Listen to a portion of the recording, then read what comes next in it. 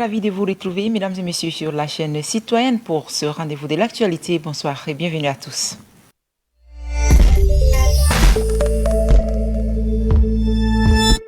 L'insécurité bat son plan dans la capitale et les provinces du Tchad. La population est terrorisée par ce phénomène et ne sait plus à quel sens vouer. Malgré les efforts des autorités en charge de la sécurité, le défi reste encore énorme. Suivez à ce sujet le reportage de Chanel Alaou. La recrudescence de l'insécurité au Tchad est un phénomène inquiétant qui affecte principalement la capitale. En N'Djamena, les actes criminels tels que les braquages, les vols, les agressions et les assassinats se multiplient à un rythme effréné, transformant le quotidien des citoyens en véritable cauchemar. La prolifération des armes à feu alimente la criminalité. Les actes criminels se produisent en plein jour comme de nuit dans toutes les zones de la ville. À Amtoukoui, un drame épouvantable s'est produit dans le 7e arrondissement de N'Djamena. Le week-end dernier, 2 enfants âgés de 3 et 5 ans ont été retrouvés morts. Les corps ont été découverts dans les conditions atroces. La scène s'est déroulée le jeudi dans l'après-midi. Nous, on est partis à l'église avec mon mari et c'est leur oncle là qui restait avec les enfants. Et quand leur maman était sortie vers les 14 heures, donc elle est venue pour me signaler qu'elle va sortir avant de revenir.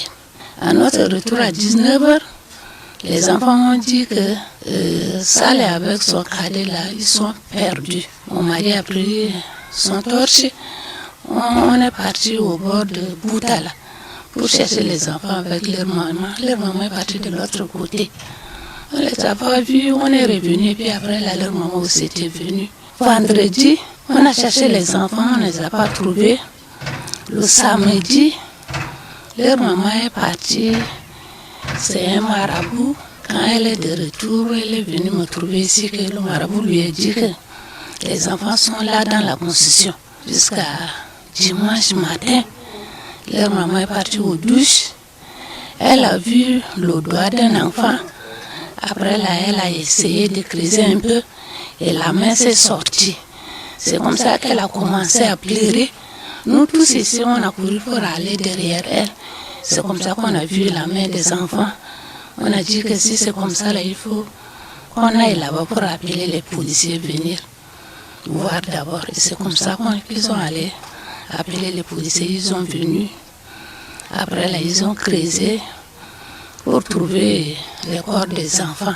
Le commissariat de sécurité publique numéro 8 a ouvert une enquête et plusieurs personnes ont été interpellées, dont la mère des victimes, l'oncle maternel et d'autres personnes. Un crime prémédité et particulièrement macabre, l'enquête est en cours pour élucider les circonstances de ce drame. Les forces de l'ordre devraient intensifier les patrouilles dans les zones sensibles pour dissuader les criminels et renforcer la présence sécuritaire.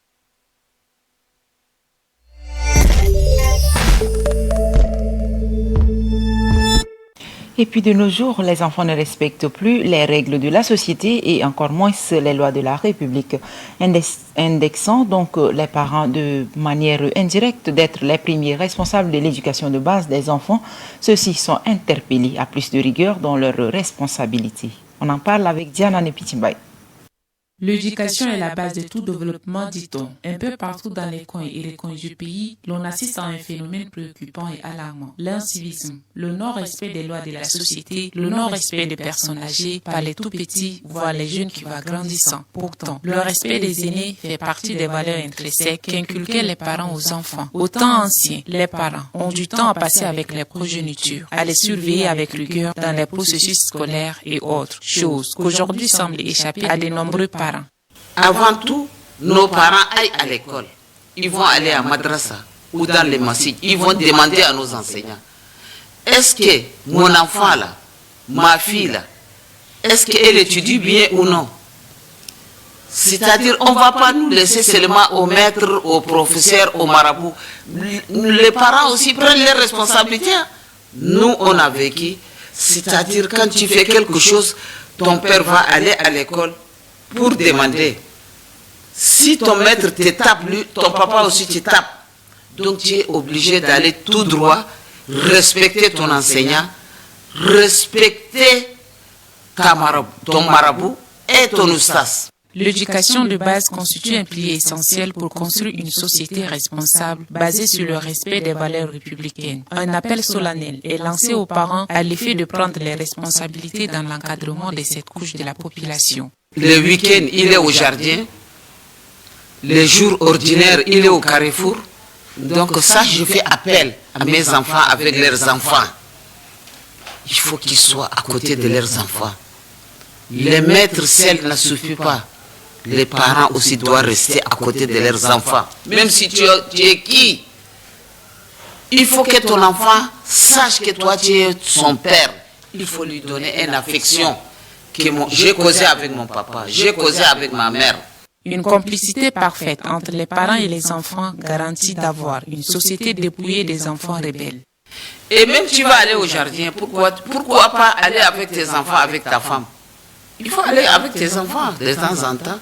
L'enfant là va rester comme ça, des fois tu viens tard, il est endormi. Le matin, lui, il part à l'école, toi tu es au boulot là. Quel temps tu vas rester à côté de ton enfant?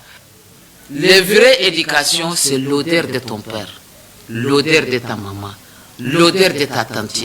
Leur affection là, c'est ça l'éducation. Pour que les enfants incarnent les valeurs républicaines, il serait important, selon Asma Kassim, que les parents consacrent un temps à ceci, en mettant l'accent sur l'éducation de base. C'est sur elle que reposent les valeurs civiques. Avant que le gouvernement ne vienne apporter sa pierre de contribution, les parents ont alors un rôle important. Et puis, il est ouvert ce matin à Doba, chef-lieu de la province du Logone oriental, le lancement d'un atelier de formation des quelques enseignants et surveillants des collèges cibles du projet à la page. Un projet financé donc par l'Agence française de développement et l'Union européenne. Fierté Ouattara depuis Doba nous en parle. S'inscrivant dans la suite logique de la composante 2 du projet Amélioration de l'apprentissage des jeunes, 24 enseignants et 6 surveillants issus des collèges cibles du projet sont en atelier de renforcement des capacités sur la formation complémentaire.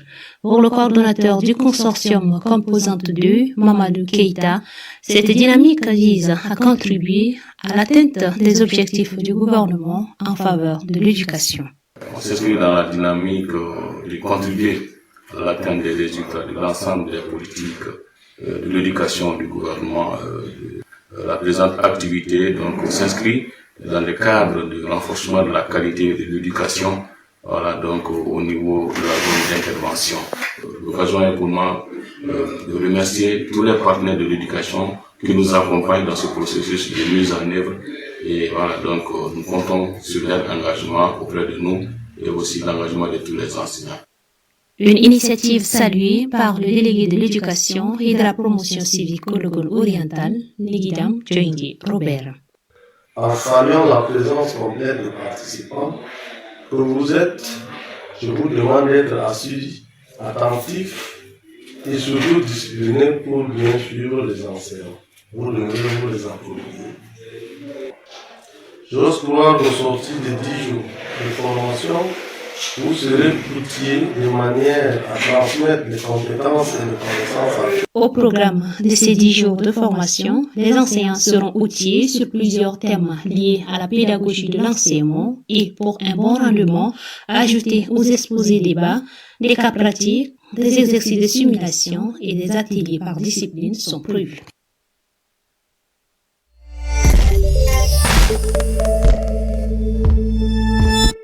À N'Djamena, l'insalubrité reste un défi majeur pour la population au marché Amil, situé en plein cœur de la capitale. Les tas d'ordures s'accumulent et dégageant une odeur nauséabonde, ce qui indispose la population entre responsabilité des autorités municipales foulées aux pieds et la santé de la population. Le constat est préoccupant. Suivez à ce sujet le reportage de Koinito Jacques Jeannette. Depuis plusieurs jours, les déchets s'entassent au marché Amil. Les détritus mêlés à des restes alimentaires polluent l'air et transforment le marché en un véritable foyer d'insalubrité. Des passants et commerçants interrogés indiquent des responsabilités partagées.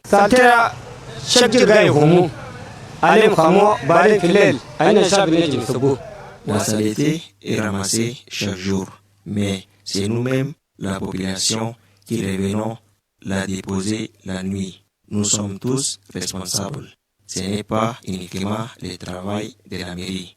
De plus, au lieu de jeter les ordures correctement, certaines les déversent en désordre, ce qui bloque toute la route. Et quand on interpelle ces personnes, elles répondent que cela ne nous regarde pas. Pour d'autres, la mairie est directement mise en cause. Elle aurait installé un conteneur à un endroit inapproprié, contribuant à la dégradation de l'environnement immédiat.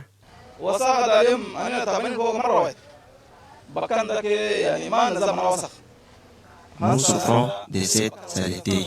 Cet endroit n'est pas un dépotoir. L'odeur est insupportable. La mairie doit venir enlever ces conteneurs car ce lieu n'a pas approprié pour les déposer.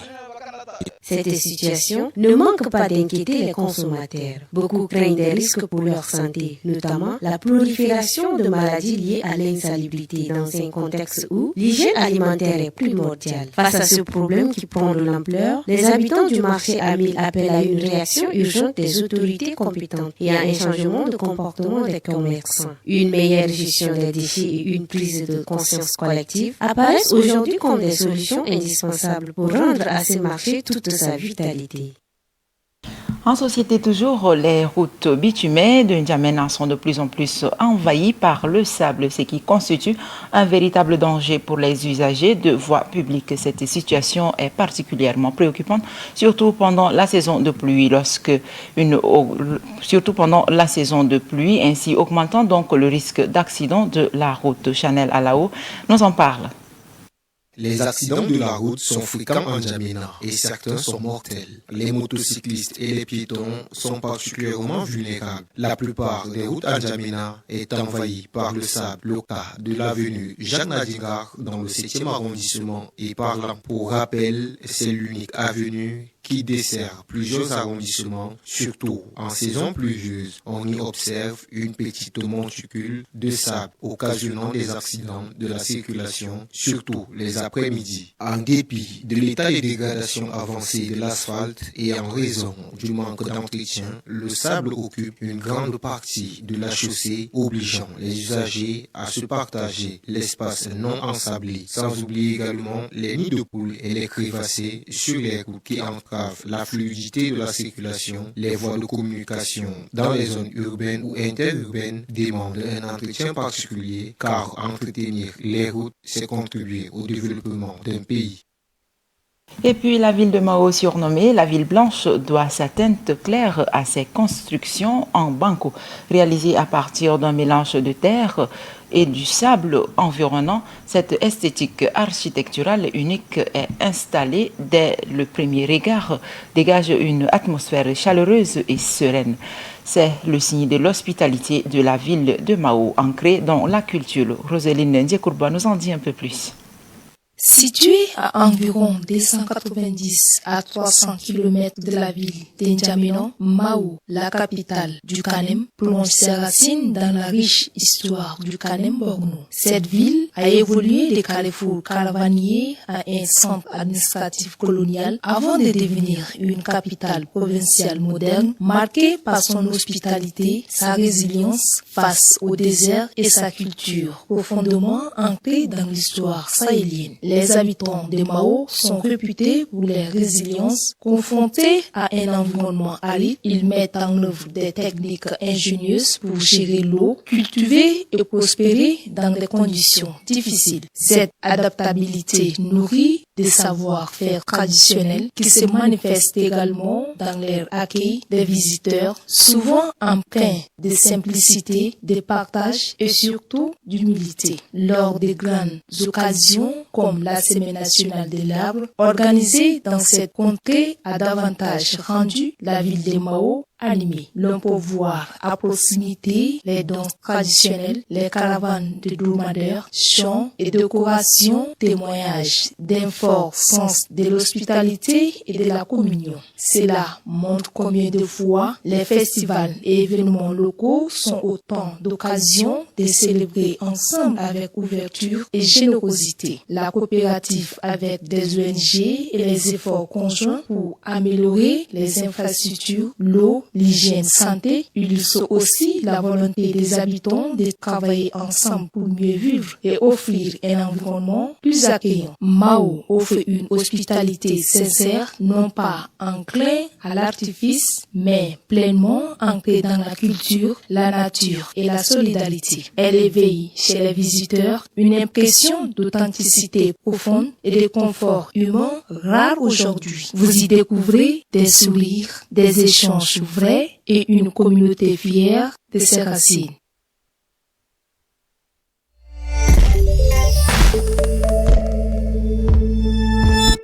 La suite de l'actualité, mesdames et messieurs, à présent en religion, les travaux du Congrès des évangéliques d'Afrique francophone se poursuivent. Les discussions du deuxième jour étaient aussi passionnées sur des thématiques d'actualité, notamment la polygamie et l'homosexualité, à travers des moments de méditation biblique, des présentations théologiques. Reportage Joséphine Nabi. La 10e journée du Congrès des évangéliques d'Afrique francophone, tenue à Cotonou, a plongé les participants dans une réflexion profonde autour d'un axe délicat et hautement actuel, la problématique de l'homosexualité et de la polygamie. Entre méditation biblique, exposés théologiques et ateliers interculturels, cette journée a mis en lumière les tensions entre fidélité scripturaire et réalité sociétale. Le professeur Abel Girarou a inauguré la journée par une méditation sur le livre de Tite au chapitre 2, appelant l'Église à proclamer la vérité biblique dans un monde en perte de repères. Où se trouve la vérité? Comment nous devons exhorter, enseigner le peuple de Dieu dans un contexte de non-vérité qui ouvre la porte à plusieurs situations éthiques, morales, et notre continent est au bord d'un naufrage éthique, ce qui est conforme à la doctrine. Alors sommes-nous prêts, non pas par nous-mêmes, mais par l'Esprit de Dieu qui est en nous et la possibilité que Dieu nous a donné de nous former? Quant au deuxième intervenant, il a exploré les textes bibliques sur l'homosexualité, soulignant la clarité de la position scripturaire tout en plaidant pour une approche pastorale empreinte de compassion. Avez-vous vu la liste de l'Apocalypse 22? Et les homosexuels, et les impudiques, et les féticheurs, tous ils sont mis ensemble. Et les menteurs. Nous devons consciemment appliquer le sang de Jésus sur nos bien-aimés homosexuels et le confirmer et leur dire que leur péché ne dépasse pas la puissance du sang de Jésus. En outre, nous devons les aider à pratiquer les disciplines spirituelles. Cette journée s'est achevée dans une atmosphère de prière et d'intercession. Les congressistes ont exprimé leur désir de voir l'Église africaine demeurer fidèle à la vérité biblique, tout en incarnant un témoignage d'amour et de transformation dans un monde en mutation.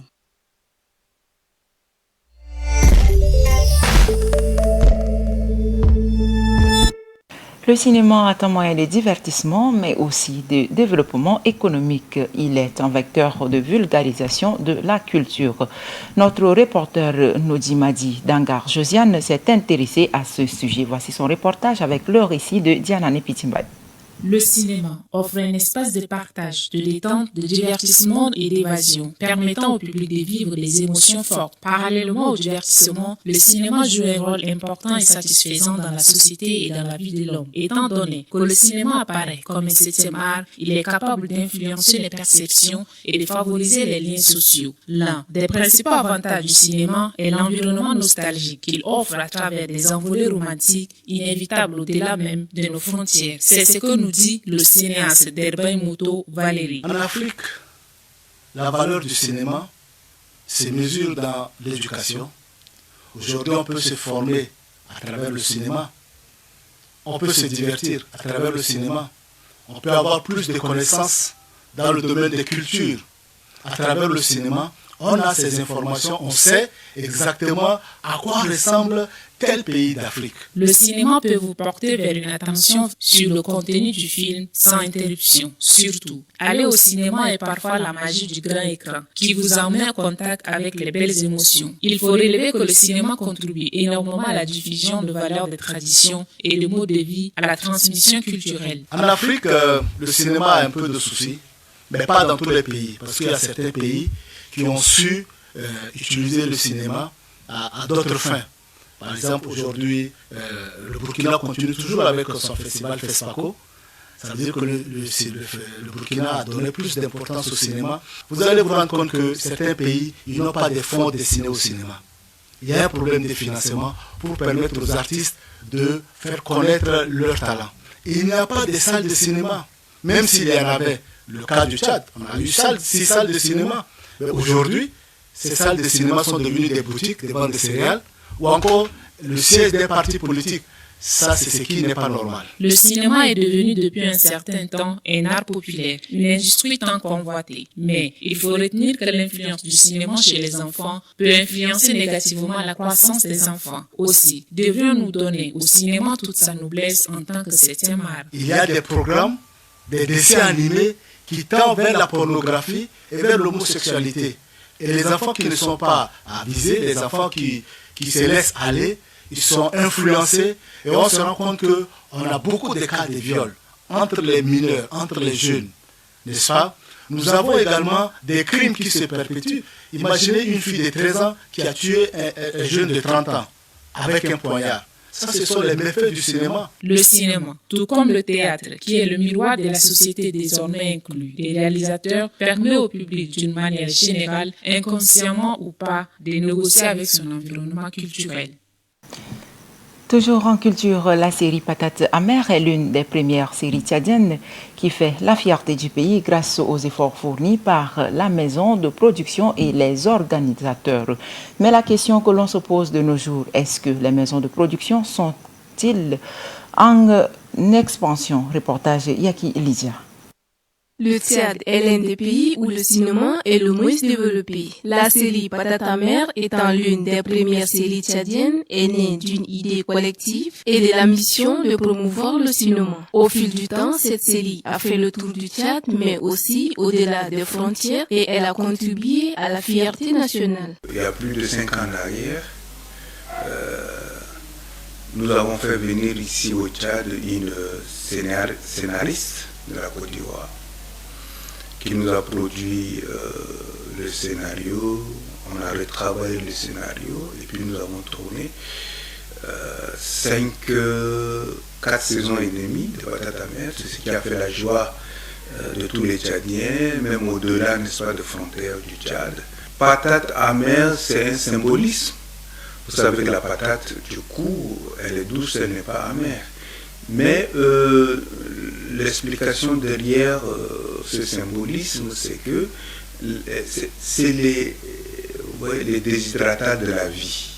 Selon le coordonnateur de la production de la série, le nom choisi n'est pas anodin, mais revêt un symbolisme qui relève les difficultés de la vie des Tchadiens. Après Patates amères, une autre série est en cours. Celle-ci met en évidence une famille aisée confrontée à des difficultés sociales et traduit l'évolution du tournage de ce scénario tant attendu. Il s'explique. Patates amères est la toute première série tchadienne.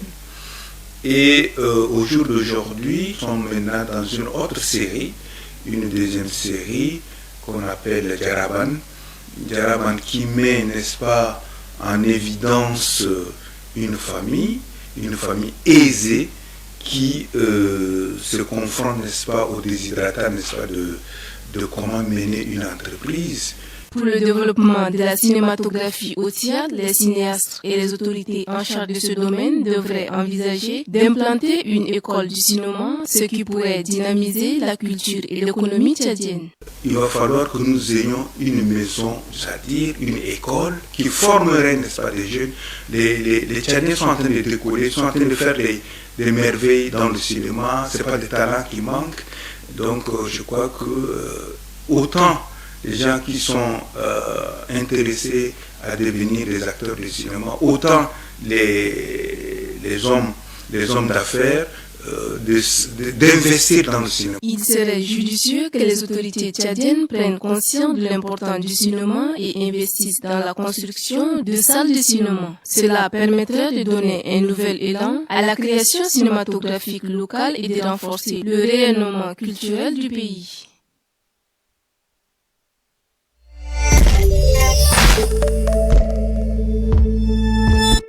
Sport à présent, avant de terminer cette édition, focus sur le CHAN 2025 grâce à la contre-performance du Congo qui s'est incliné en phase de groupe. Le Soudan et le Sénégal sont en quart de finale. Les deux nations se sont neutralisées avec un score de 0 but partout hier. Les affiches de quart de finale sont déjà connues. On fait le point avec Chanel Alao.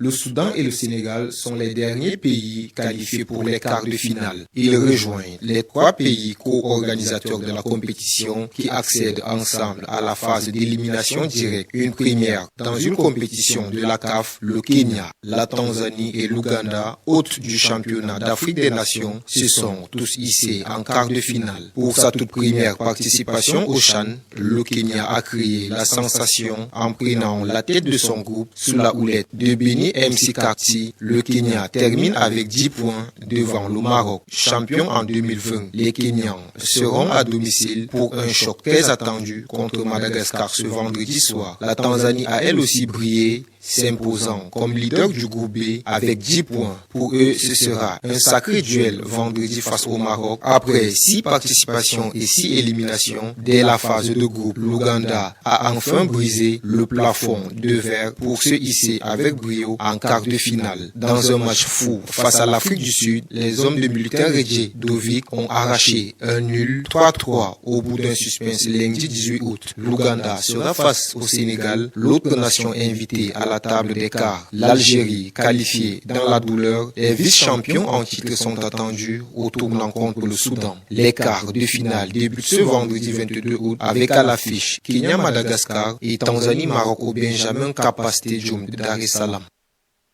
Et c'est avec Chanel Alao que nous terminons cette édition. Mesdames et messieurs, merci pour votre fidélité de nous suivre sur Electron Group Média. Au revoir et à demain avec le même plaisir.